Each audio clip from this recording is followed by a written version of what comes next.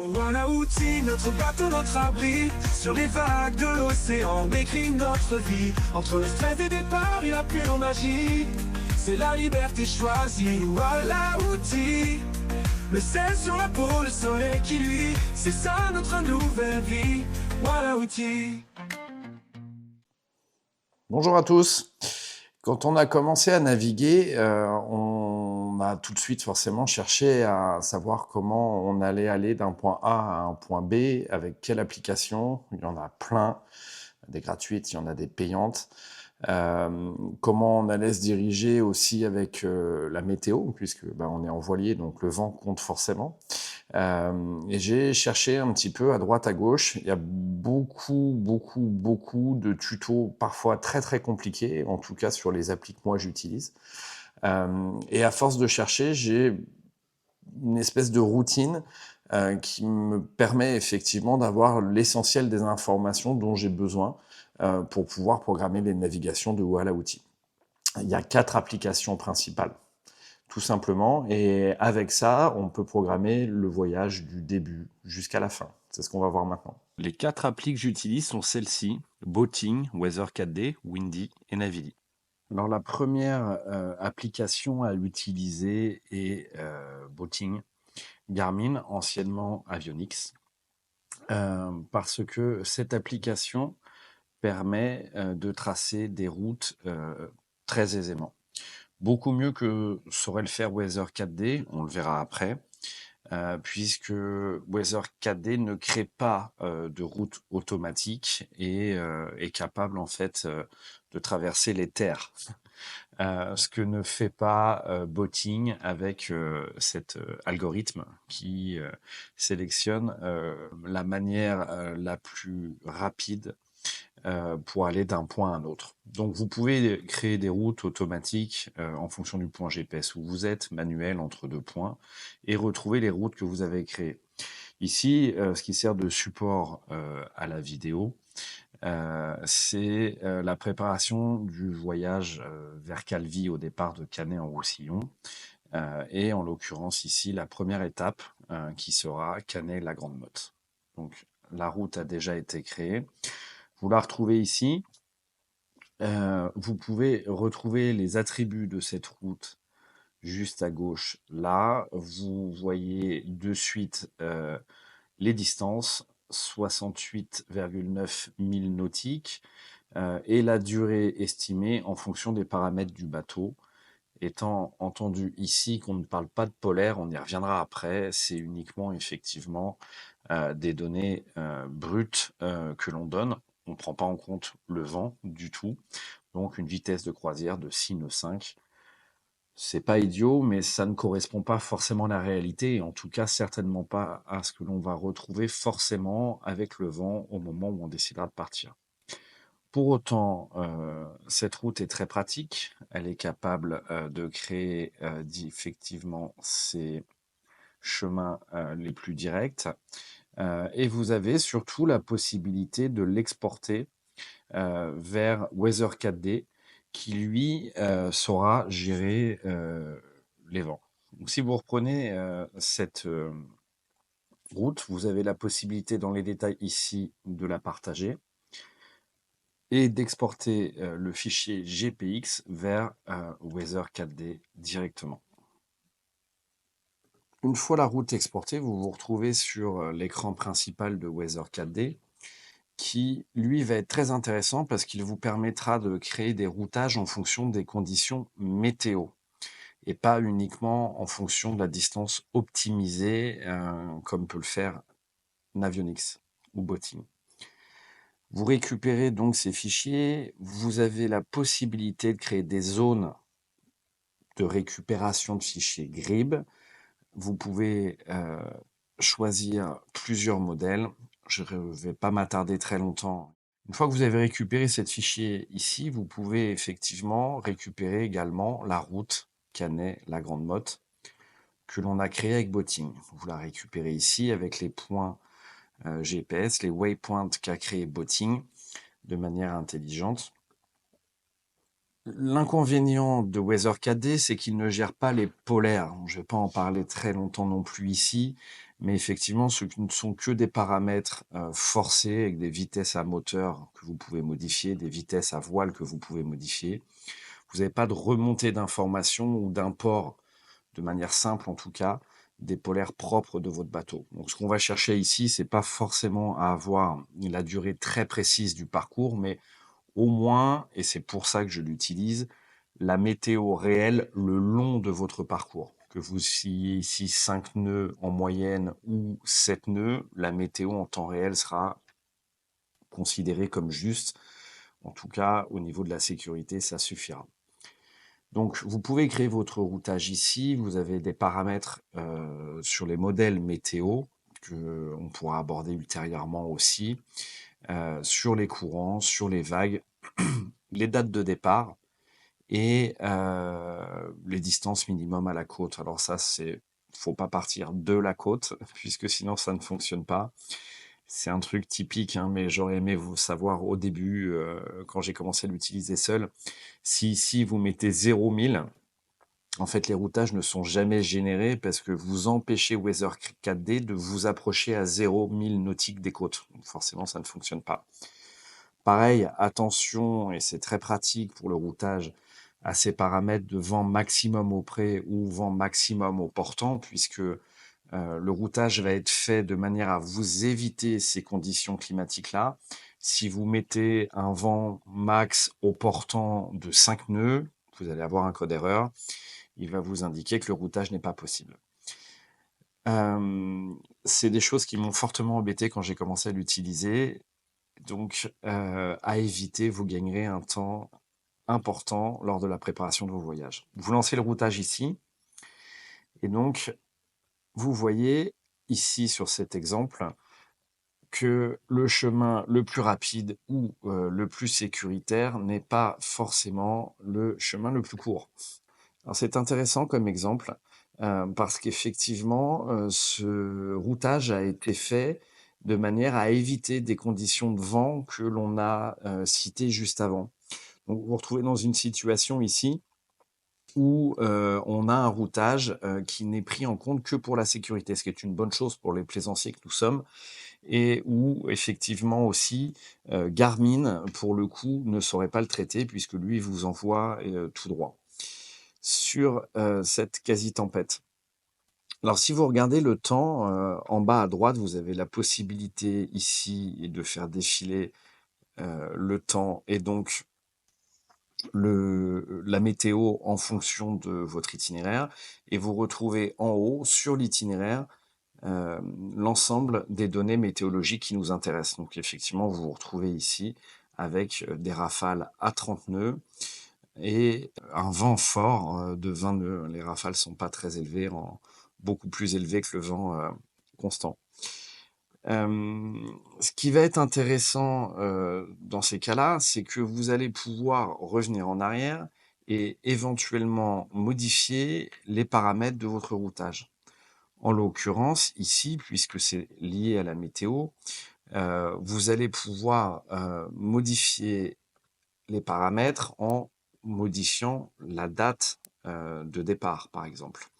Si on prend arbitrairement à partir du mardi 17 juin à 18h18, on va nous créer un second routage avec les mêmes paramètres de vent, mais qui devrait avoir une forme complètement différente. Voilà, une forme beaucoup plus logique, puisqu'elle est moins modifiée par cet avis de tempête. Sur le même principe, vous pouvez modifier la ligne du temps pour retrouver l'itinéraire à partir de mardi que nous venons de créer. Donc, vous voyez en bas à gauche un bateau bleu cette fois-ci. Et effectivement, là, vous allez vous retrouver dans un cas où on a gagné un petit peu de temps par rapport à l'itinéraire boating. Donc, avec cet exemple-là, vous avez effectivement les deux grands avantages de Weather 4D et la manière dont moi je l'utilise, au-delà d'avoir effectivement un temps de parcours ultra précis, on a la météo le long de l'itinéraire et c'est effectivement ce qui va m'intéresser moi le plus. Ce qui est aussi intéressant, c'est la possibilité donc d'utiliser d'autres modèles météo que vous avez téléchargés préalablement. En l'occurrence, ici, j'ai laissé moi Arom HD, qui est de haute définition, comme son nom l'indique, en Méditerranée. Et vous le voyez, pareil, hein, je vous parle de mon expérience, qui a la particularité de ne donner la météo sur 48 heures uniquement.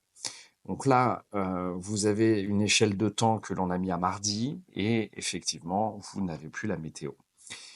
C'est pour ça que quand vous retournez dans nos routages, vous reprenez cela. Ils ont été faits avec Arpège, qui lui a une durée de prédiction plus importante.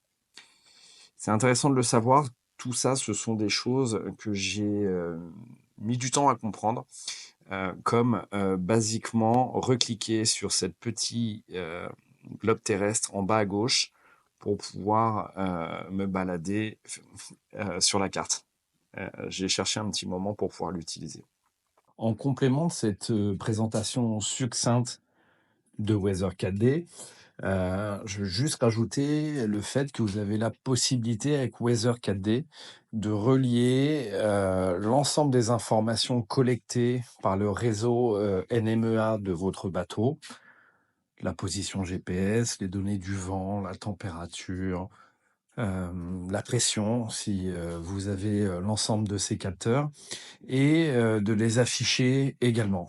Ça pourra faire l'objet, si vous le souhaitez, d'une autre vidéo.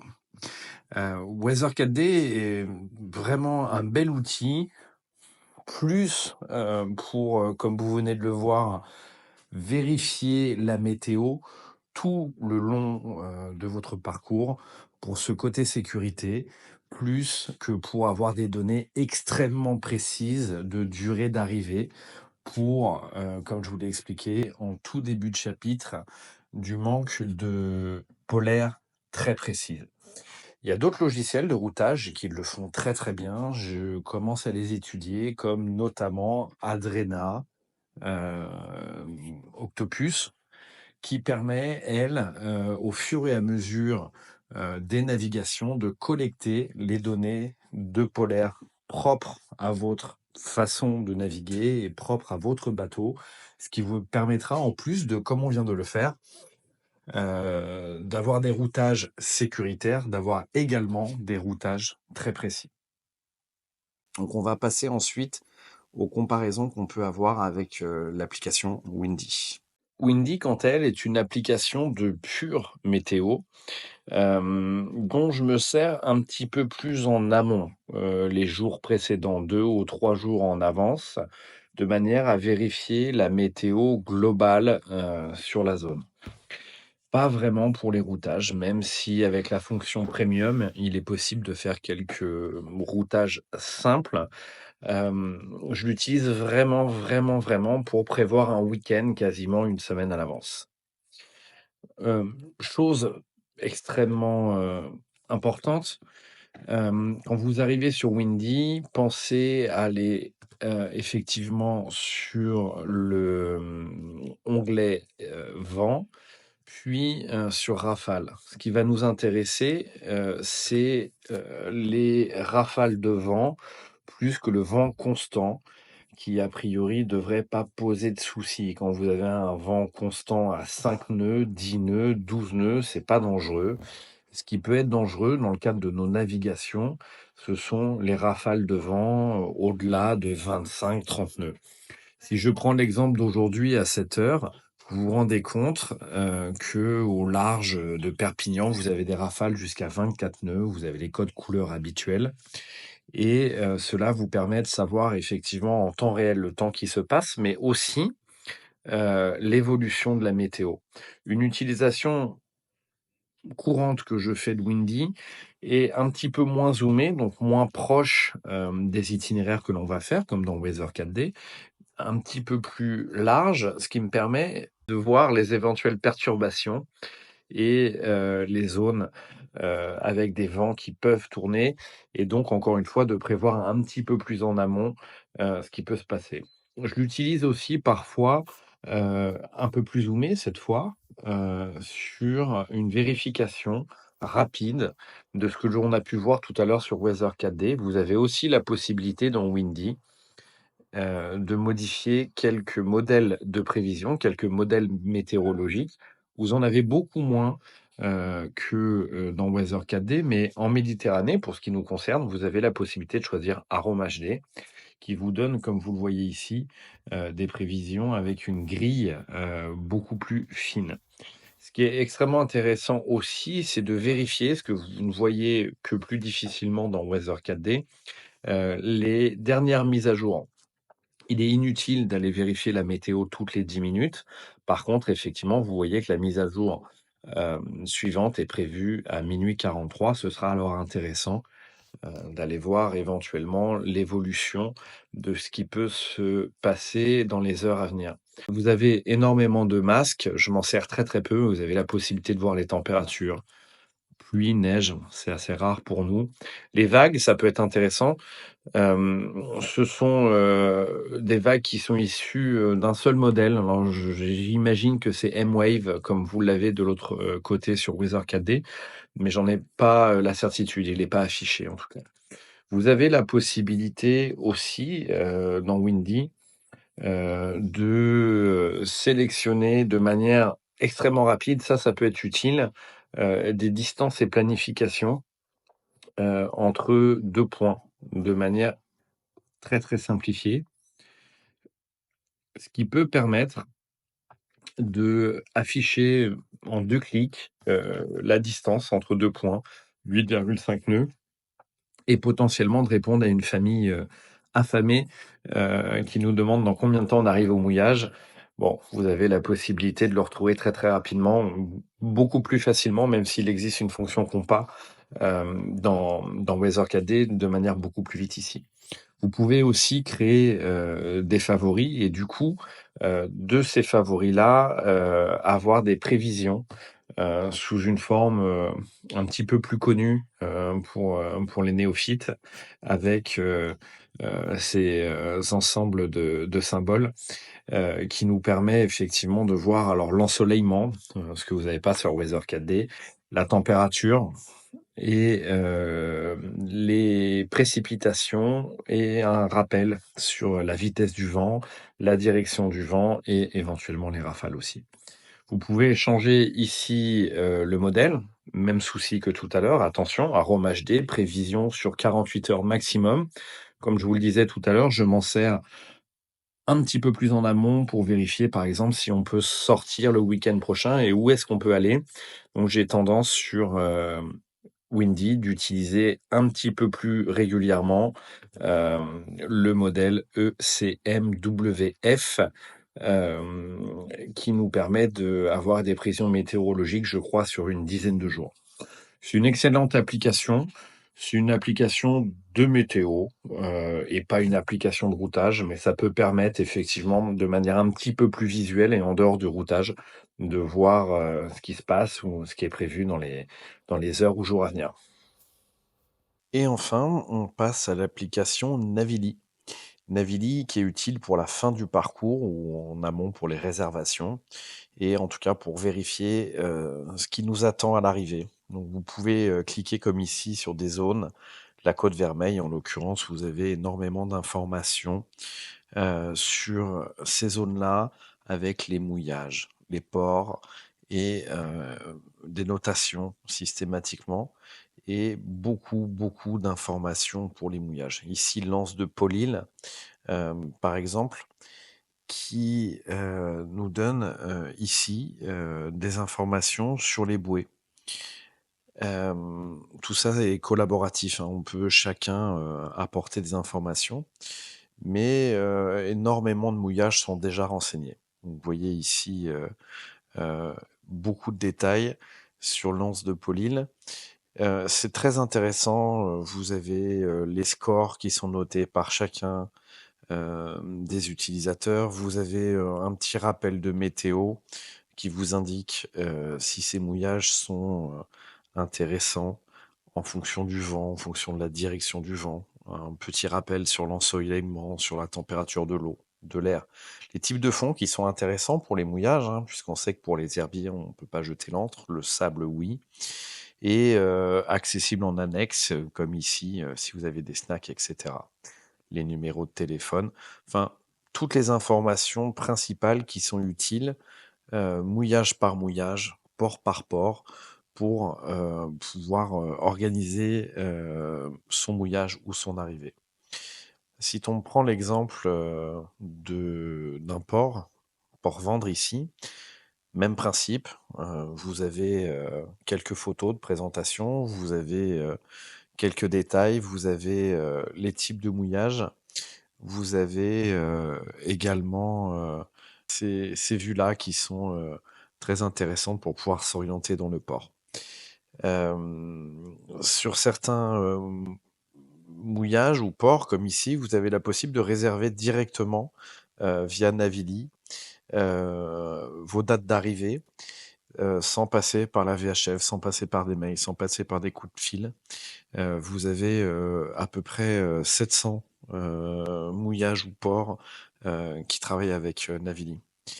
Donc c'est permet de gagner un petit peu de temps, de préparer, une fois que vous avez fait la météo, vos mouillages, vos réservations, ce qui permet en fait de prendre l'ensemble des informations nécessaires à l'arrivée. Alors, en général, on dit que c'est difficile, hein, surtout en pleine saison, de réserver trop tôt. 2, 3 jours à l'avance, c'est le maximum. Souvent, d'ailleurs, ils vous le proposent de cette manière-là. Attention, quelques itinéraires très simples peuvent être faits. Vous ne l'avez pas avec l'abonnement standard. C'est international, en l'occurrence en Méditerranée, on est très bien achalandé, c'est beaucoup renseigné, énormément d'informations, énormément de retours d'utilisateurs. C'est vraiment une application, je crois que c'est la seule d'ailleurs à ma connaissance, qui permet d'avoir une vue vraiment complète. Vous avez un chat qui existe, situation par situation, elle vous permet effectivement de discuter entre utilisateurs de ports. Vous avez les favoris, comme ici pour nous, le port d'attache de Oualaouti, qui est Canet-en-Roussillon, avec, comme pour les autres informations et les autres sites, regrouper l'ensemble des informations prévisionnelles de météo de manière simplifiée. Voilà, j'espère que cette vidéo, un petit peu tuto, simplifié, on a essayé de brosser l'ensemble des sujets qui permettent de naviguer en sécurité, qui permettent de prendre le maximum de plaisir en navigation et le maximum de plaisir à l'arrivée. On pourra rentrer un petit peu plus dans les détails de ces applications et notamment dans la communication entre l'iPad, puisque toutes ces applications sont installées sur un iPad, et les données du bateau, ce qui permettent d'aller un tout petit peu plus loin. Espérant vous avoir fait un petit peu gagner du temps dans vos recherches, et puis profitez au maximum. À très vite.